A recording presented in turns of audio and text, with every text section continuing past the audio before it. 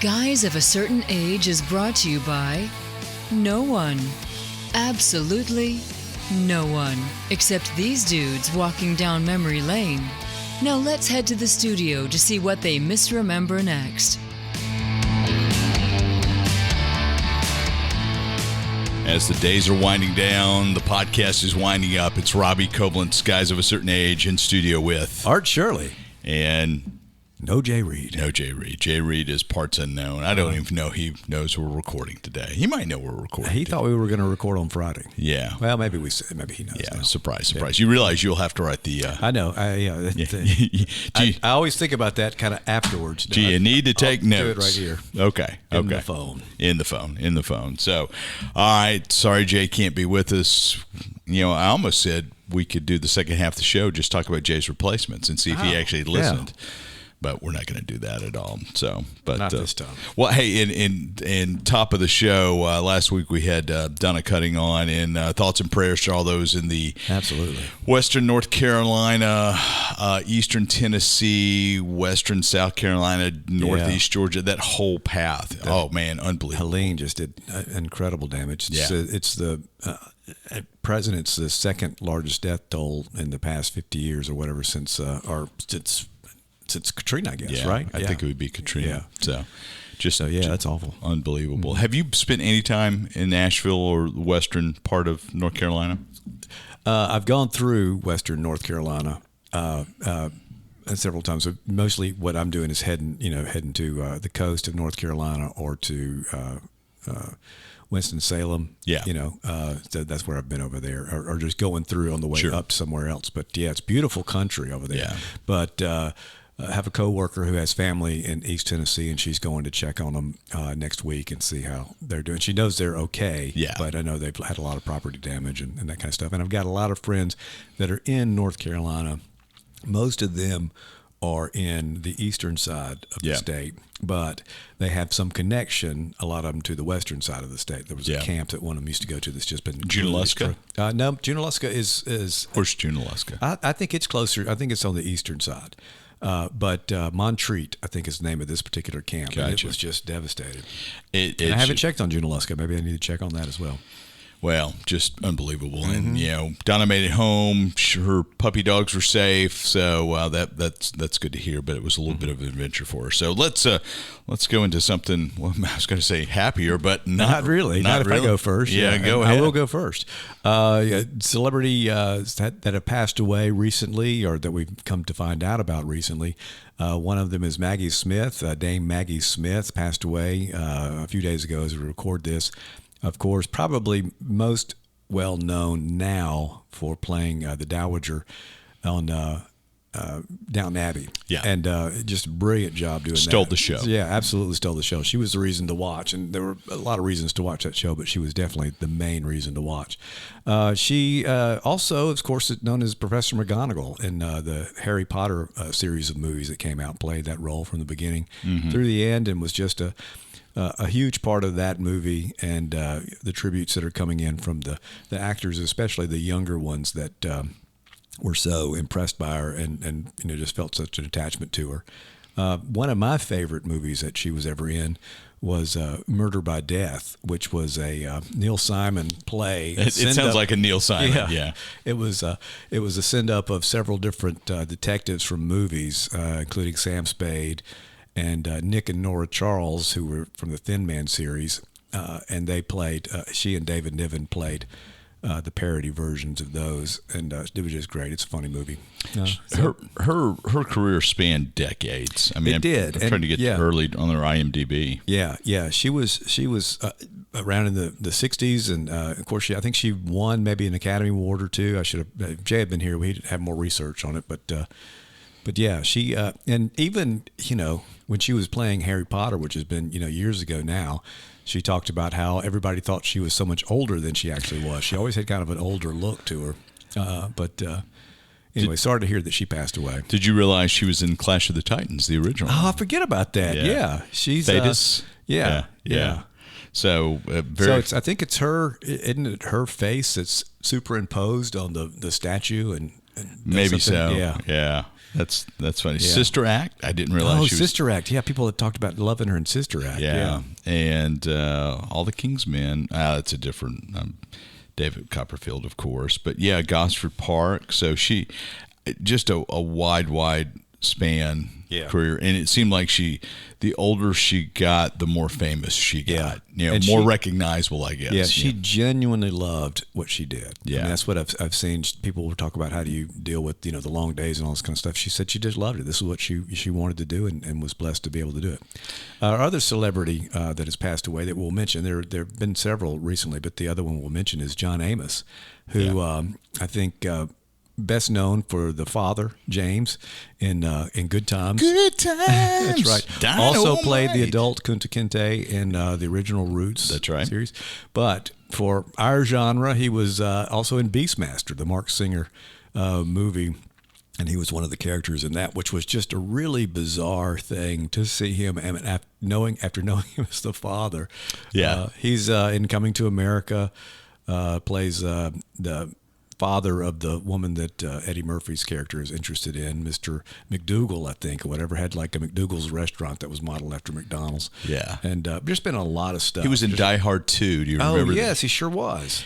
My favorite personal role, being the huge West Wing fan that I am, he was in 23 episodes of The West Wing. See, I didn't realize that. Yeah. As the chief of staff. And played a great complimentary role to Martin Sheen's president, who was a dim with no military service, and what was his name? I cannot remember his name in the character. Percy Fitzwallace, and he was just fabulous. Him and John Spencer, whenever they were on screen together, were just unbelievable. The chemistry there was just great. A very talented actor. Yeah, to play obviously, just from what we mentioned, a wide variety of roles. Yeah. Now, an interesting thing, you may have seen this. He actually passed away in August, at the end of August. I didn't know that. And the family has just released that he passed away. So it's not like he died just recently. He actually has been dead for, I think, 46 days as we record.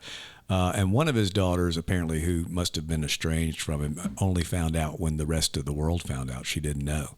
So that's an interesting thing. That's kind of a sad part of the story. But anyway, sorry to see both of those folks go. And the folks that we haven't mentioned, like I said, there have been several lately. Chris Christopherson, one, that I think for a lot of people was a hard one, but anyway, it's like I said, it's been kind of a sad.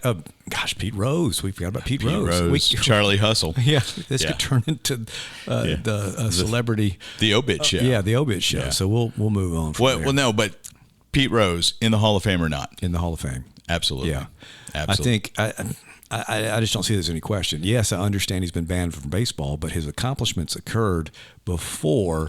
To me, it's different than the steroids thing. Yeah. His accomplishments in baseball as a player. All-time hits leader. Yeah. Should be what gets him in the Hall of Fame. Yeah. I think we're on the same page on this, and I think most people would agree with that. And I'm just sorry it didn't happen before he passed away. Yeah. You know, he's the guy, when he drew a walk, he would sprint to first base. Yeah. He was always on go. That's right. That's right. And for a lot of people, I was surprised at seeing how many people, had been Cincinnati Reds fans, because, and I'm sure it's because that's what the TV coverage was at the time, and because they had Johnny Bench and Pete Rose, and they were two of the, and Joe Morgan, and but two of the standouts of that time, on the same team, or several of the standouts, but Big Red Machine, that was a beast back in the 70s and 80s. I read an article in The Athletic, and we don't talk sports much on the show, but there had been a path granted to him to get back into the graces of baseball. 10, 15 years ago, Johnny Bench, several of the guys, his teammates, had brokered the meeting with him and the commissioner at that point. It wasn't Bart Giamatti, it wasn't Pete Rose. I can't remember who the commissioner was at that point. But anyway, they laid out and said, don't gamble, don't go to casinos, don't be seen at casinos, don't be associated with organized betting, and then apologize for betting. And then you're back in with open arms. And the next day he was at, Caesars or something in Vegas doing an event, and that just kind of burned any bridge with that administration. So just one of the greatest baseball players of all time. Yeah. And and like I said, to me, his accomplishments stand as they are. So when he stopped being a player, I just, and but he bet when he was managing. And that's true. So he was still associated with baseball. But if some people have said make the plaque and put a thing at the end. He was banned from baseball because of this, and put that as one of his stats. Yeah, exactly. But I mean, how do you not have him in there? Yeah, and especially with how sport books are mainstream now. There's so much. Yeah, it's at that point, Vegas and gambling were shunned. Now it's widely embraced. I mean, ESPN has their ESPN bet. Oh yeah, and everybody's got a sports book. So kind of crazy. Anyway. But anyway, all right, off of that. So. You got any more geeks? No, is that enough? Are you sure? I think that's fine. Well, I've got a couple. One, I just watched the trailer for the new documentary on Disney Plus, Music by John Williams. It's going to air. It's going to be available November 1, and it's a feature-length documentary about John Williams, his life, his talent, his influence, and the trailer opens up with Spielberg saying, "Okay, if you want to know," and I'm paraphrasing here, how important Johnny Williams, as they call him, is. Just watch a movie without the sound. And then watch it with. And, one of the things they talked about, the example was Jaws. I was going to say, I mean, of course, all of them are like that. But Jaws, I mean, he made the movie. Yeah. He created the suspense that Bruce, the mechanical shark, would never have created. Yeah, he filled in that gap. And Lucas says, Star Wars would not be Star Wars without John Williams. And we've talked before about the Blockbuster podcast and the episode that's about John Williams. I mean, it brings tears to your eyes. I have listened to it numerous times because that whole thing. But, Superman, Jurassic Park, E.T., and Lost in Space. It starts, you look at the credits, Johnny Williams, and whatever. But, and of course, the Olympic theme. Yes, that's NBC Olympic theme, I believe Sunday Night Football's theme is a John Williams composition as well. So I'm almost positive the NBC Sunday Night Football theme is a John Williams piece. I think you're right, Yeah. So anyway, I'm so looking forward to that because I mean he's the greatest composer of modern times. You talk about somebody who's just kind of built into the zeitgeist. I'm looking forward to that quite a bit. So. I'm looking at the produced by. So Spielberg is a producer on this. So is Kathleen Kennedy, Frank Marshall, Ron Howard's a producer on it.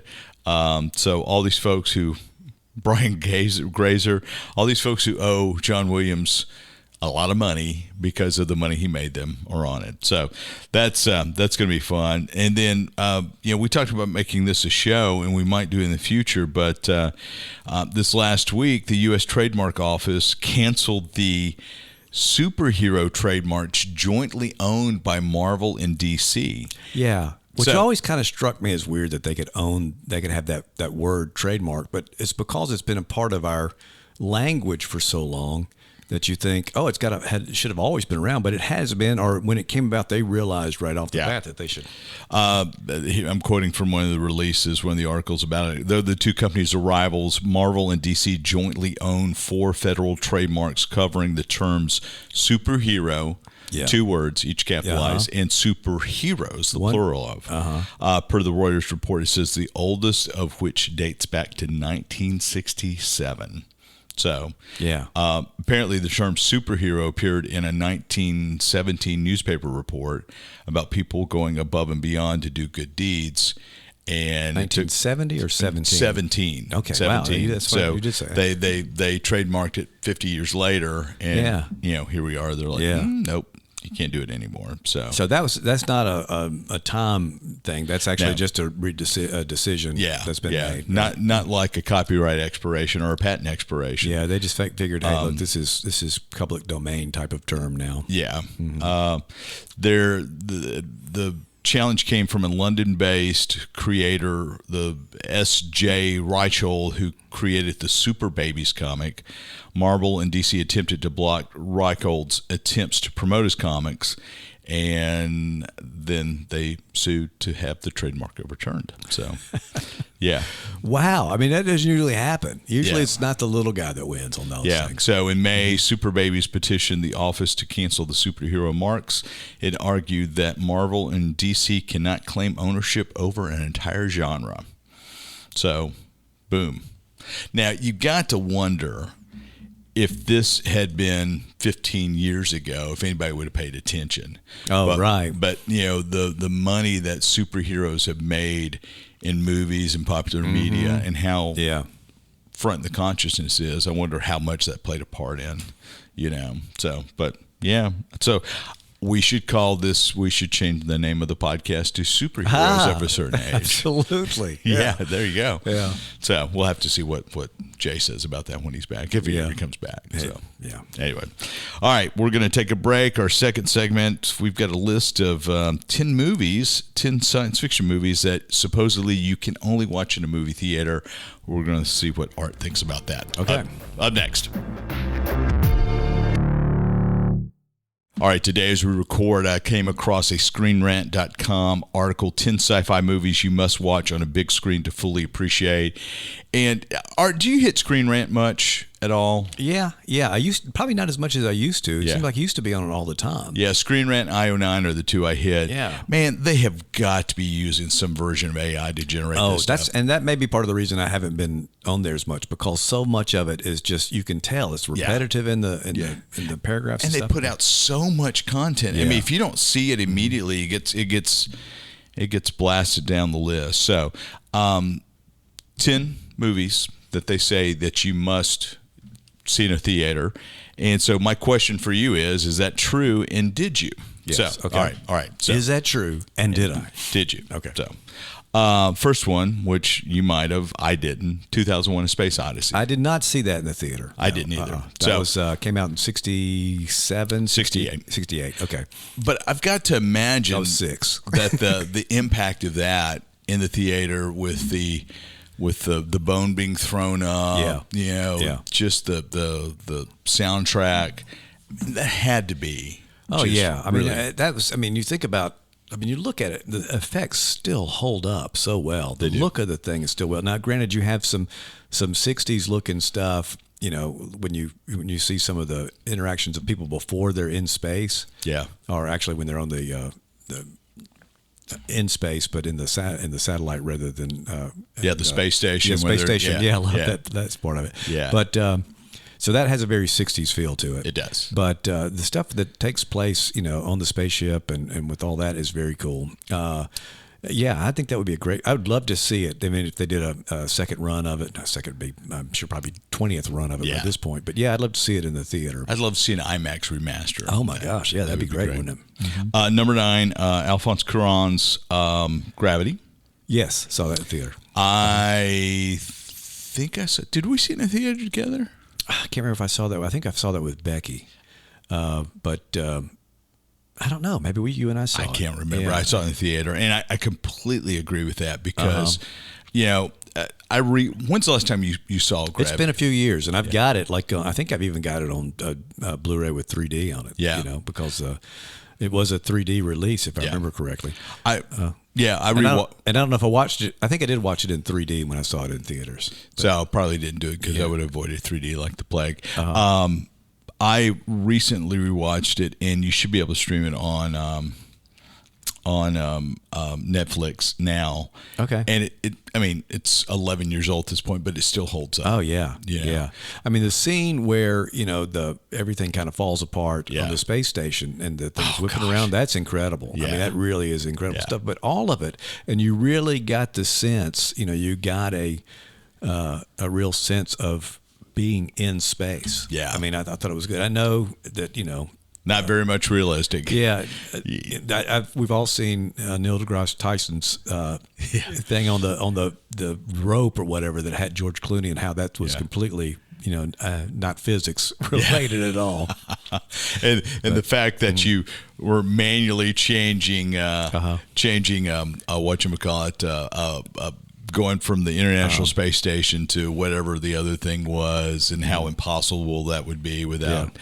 You can't just look at it and go. Yeah. I could still hear George Clooney going, "Houston in the blind. This is Kowalski. What do we do now?" So George Clooney was great in it. Now, I made a sequel to Gravity. I don't know if you've seen it or not. You may have seen it before, but I've got a Gravity 2, The Search for Kowalski, that's on my YouTube page or my Vimeo page Really? or whatever. Yeah.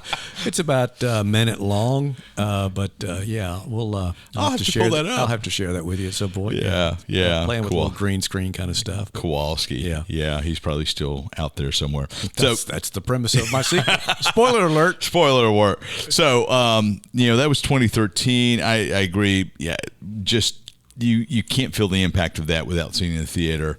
2014, a year later, Christopher Nolan's Interstellar. Oh, yeah. Yeah, I absolutely agree with that one. Yeah. And again, that's one. In fact, all the ones you've mentioned, I would like to see again in the theater. But I think that was one I would especially like to see in the theater. Yeah, I saw it in the theater. It was great. I own it on Blu-ray as well, and it looked great. The sound design, though, was the thing that was the challenging part of it, because there were some points where dialogue was obscured, distorted on purpose. On purpose, right? Yeah. And did they make him go back in and kind of clean that up? They did for a re-release. Yeah. So, but that was one of Nolan's. I've made you millions of dollars. Let me make my own movie. And it was a great movie. And I'm telling you, some of those things. I mean, I need to watch that again. I think I may go back, even though. And both Robbie and I have projectors and home theaters of sorts or whatever. So, it might be worth doing it. I know it's not in the theater, but still, it's a little better. It's a little bit more fun. It's a little more, you're more immersive when you do it that way too. So that might be kind of a way to do that. Next they've got on is Blade Runner 2049. Yeah. Did you see that in the theater? I saw that in the theater. Yes, I did. And what's interesting is I've only seen it the one time in the theater. I don't think I may have watched it once at home, but I don't know that I've gone back and watched the original one. I've watched over and over and over again, and I have like every version. I got that pack. We may have both gotten that pack. Well, yeah, you gave me the HD DVD version of it. You still had the HD DVD player. Yeah. But that came with all the different cuts. Yeah. And I still prefer the original one with the voiceover. And other people don't like that one, but that's the one that I saw in the theater and loved. But yeah, that was one you definitely had to see in the theater. I think. Well, and then I would say the same for 2049 as well. Yeah. Did you like 2049? I did. I don't know. It's not, to me, the original one's a classic. This one's just a good movie. Yeah. But, I mean, it's not, like I said, I haven't gone back and watched it again like I do the other one. I'm rewatching Altered Carbon on Netflix, which borrows so much from Blade Runner. Yeah. It's not even. I've watched an episode or two of that. I need to go back and watch that again. That's on Netflix? Yeah, it's ultra violent. But it's pretty fascinating. Number 6, Avatar. 2009, the original. Now that one, I think you and I saw I together. think we did too, yeah. And then we saw that in 3D. Yes. And that was one of the ones, probably the first movie and really one of the only movies that you went, okay, this is where the 3D works. It makes sense. Yeah. It absolutely. Those scenes where they had like computer screens in front of you and they had a foreground, middle ground, and background, and it was there, and it wasn't just something poking you in the eye necessarily. Yeah. So it's good. But it gave that layered sense of realism to it. So, and I know, basically it's Fern Gully, it's John Carter, it's all these different dances. Pocahontas is the other one, yeah. But I enjoyed it. I thought it was a fun movie experience. And again, I'll say I did not see the sequel in the theater, but that first one was definitely well worth seeing. Did you watch Way of Water? Yeah. Stream it at home. Did you like it? Yeah, I did like it. I enjoyed it. Again, one of those where Avatar was kind of a milestone movie. This was a fun follow-up, a decent follow-up, but not nearly as memorable. I don't understand Cameron's fascination with that universe. Yeah. To me it wasn't. Well, also, and we talked about this. It was did we go see it in the theater? Maybe I don't think we did we? What, Way of Water? Yeah. I haven't seen it yet. Oh, you haven't seen it? Okay, so no, we didn't. All right, so I think I waited till it came on, and probably waited till it came on Disney or something, didn't pay for it. But like I said, I did enjoy you're it. Paying for it. Oh, yeah, that's right. Yeah, and it's funny because we're going through some of that at work. It's like there's no cost. Well, there is a cost. There's always a cost. There's always a cost. There's always a cost. Number 5, and I completely agree. We both saw this. We didn't know each other at the time. 1993 Jurassic Park. Yeah. Yeah. I mean, is there any movie more suited for the big screen than Jurassic Park? Well, I mean, you're talking about dinosaurs. Yeah. And it's not even so much the T-Rex. To me, one of my favorite scenes, and the scenes I think you've got to see on the big screen, is when they see the brontosaurus at the beginning. Right. Because you get that sense of scale that you do not get on TV. Yeah. And you're sitting there and you're in the theater and you're following up the neck to see that head, and it's huge. Music by John Williams. Johnny Williams. Johnny. Yeah. Johnny W. Yeah. Yeah. And his soaring score. Yeah. When you see that brontosaurus. Yeah. That's just, that's, again, great movie made that much better by his score. Absolutely. Absolutely. Let's see if I can find Jurassic was 5. Number 4, The Avengers. Really? Okay. Yeah. I would have put Now, we're talking about the one with Uma Thurman and... Rhett Fiennes. Yeah, that's right. No, 2012, because... this is the first one of those, the first right? Avengers, okay. because of the scope of the Battle of New York, bringing everything in, in that panoramic shot when you have the Avengers jump, to me is one of the most geek fulfillment moments in movie history. Yeah. Because we've all seen that shot in our head. Oh, yeah. But to see it, and to see it on the big screen, I'll agree with that. Yeah. I'll agree with that. And the New York thing is a really good example of why you would need to see that on the theater. Yeah. But I also think that, to me, that movie, I'm not saying it was the peak and everything went downhill from there, but it was the high watermark. You know what I'm saying? You think it was? Yeah. Even more so than Endgame and the others? Endgame, those are the bookmarks. Yeah. Not bookmarks, bookends. That's what I'm saying. Yeah. And I think everything else is kind of still high level, but But I mean, I think once you saw Avengers, you went, this is that at that point you could die happy. You know what I'm saying? You said, because okay, we've seen it. Yeah. Everything else is gravy. Yeah. Yeah. Okay. I think we agree on that. I concur. Number 3, I have not seen this yet, either in the theater or streaming. Fury Road, Mad Max Fury Road. That's the one, the first one with. It's the one with Tom Hardy. Yeah, not the new one that's out right now. No, with, that's Furiosa. Oh yeah, that's right. Yeah, okay. Yeah. So this is the 2015. I did not see that in the. I don't know that I've seen any Mad Max movie. I may have seen Beyond the Thunderdome. So you haven't seen it? Oh, I've seen that movie, but I did not see it on the big screen. Gotcha. Yeah. What did you think of the movie? It was okay. It was okay. It was, again, entertaining. Yeah. I can't even remember much of the plot, if there was a plot. It seems like there was. Folks just kind of discuss that with this reverential awe. Yeah. It's just not. I mean, the first Mad Max, well, actually, the second Mad Max, the first Mad Max is interesting and fun to watch. Second Mad Max, I really kind of turned it into a movie. Yeah. But, it's just not my thing, I guess. I mean, I enjoyed it, watched it, but I haven't watched, and we've got it free to us that pay for the subscriptions. You can watch the Furiosa thing, and I haven't even sat down and watched that yet. Yeah. So, number 2 from 1999, The Matrix. Yeah. That's absolutely. Yeah, saw that in the theater. Bullet time, all that stuff, the battle. Now, I will say, to me, those effects, even at the time, were a little sketchy. Some of the things where, the multiple Smiths were fighting, and that may not have been that movie, but Hello, some of the effects were incredible. Yeah, bullet time was pretty amazing. Incredible. Yeah, but whenever they started duplicating, you could tell we went to animated or CGI. Characters at that point. It was a little too much, but I think the movie absolutely is one you want to see on the big screen at some point. Really, really enjoyed The Matrix. So you want to guess what number 1 is? I'll give you the year, 1979. 1979, Empire Strikes Back? No, that's the year before. That's 80. That's 80. That's right. Oh, Alien. In space, no one can hear you scream. Yeah, okay. Yeah, and I should have thought about that because that was going to be one of the ones that was on my short list. Yeah. Yeah. I absolutely agree with that.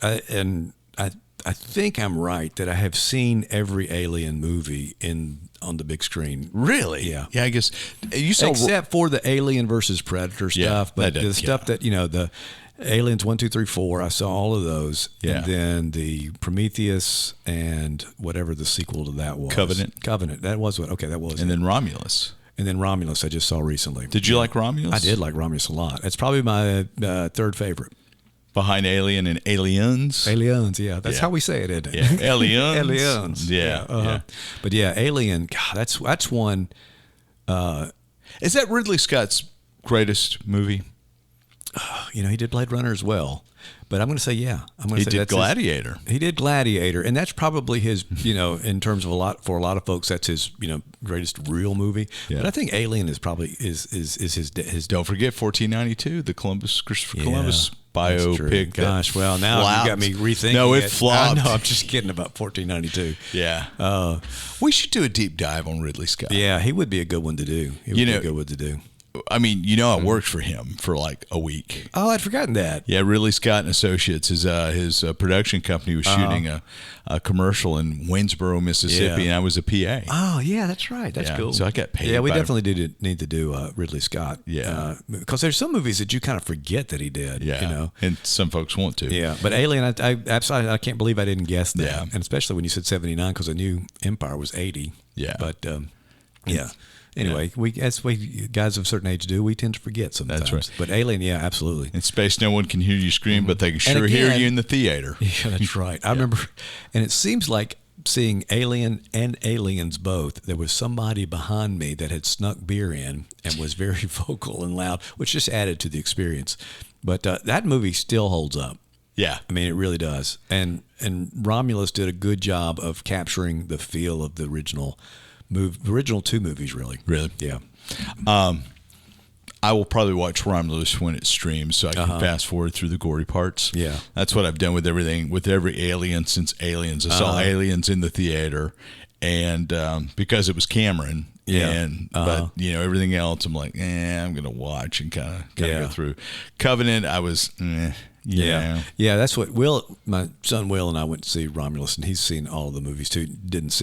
I don't think he's seen some in the theater probably, but we were both talking about how we both liked Prometheus. Okay. Yeah.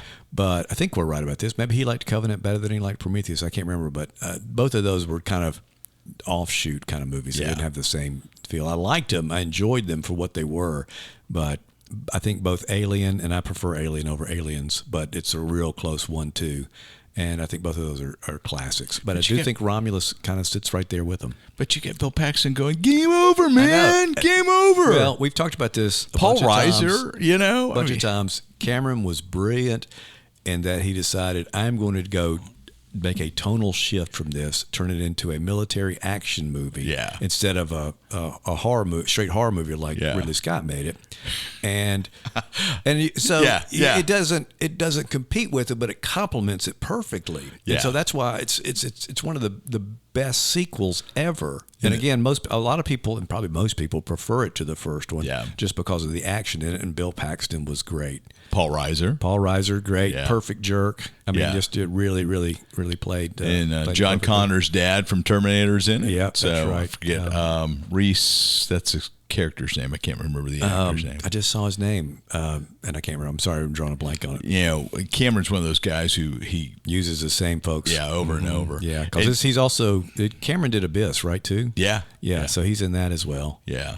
The legendary pitch meeting of where he goes in to the 20th Century Fox execs to pitch a new movie, and he writes Alien. And then he writes $sign. Yeah. That's good. Aliens, that's good. and just walks out. There you go. I'm feeling a lot of shame that I didn't come up with Alien. I'll have to give myself some grace on that. Well, you are the oldest of the guys. That's right. But a pretty good list, I thought. Oh yeah, really good. I want a copy of that list. I'll text it to you. Was there one? There was, I think, probably the one that we all agree was maybe, and this is our opinion, of course, but the Fury Road was the one that we kind of felt like was the real kind of clunker on the whole thing. Yeah, a little bit. And I wouldn't have, on first blush, wouldn't have put Avengers in there, but I can see where. Yeah, and like I said, Avengers, I would not. I don't think of it as sci-fi necessarily. Of course, it is, but especially that one with the aliens coming in. Yeah. But yeah, I think that's a good one. I'm trying to think now what I might have put in their place. Maybe I'll think of that. I would have put Spider-Man 2 in. Okay. Because I love Spider-Man. I think Spider-Man 2 is probably the perfect superhero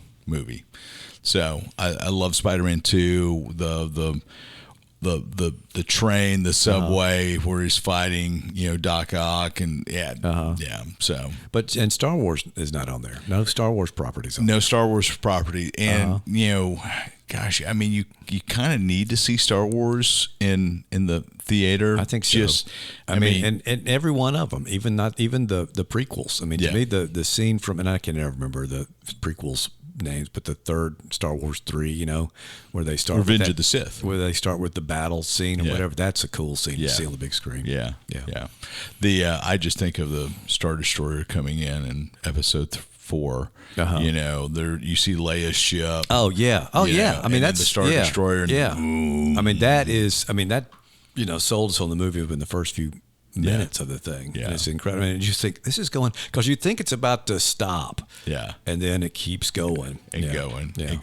So kind of like we do sometimes. So you think they're going to stop. Yeah. Then they're not. So, all right. Well, thanks for joining us, guys. We'll see you next time around.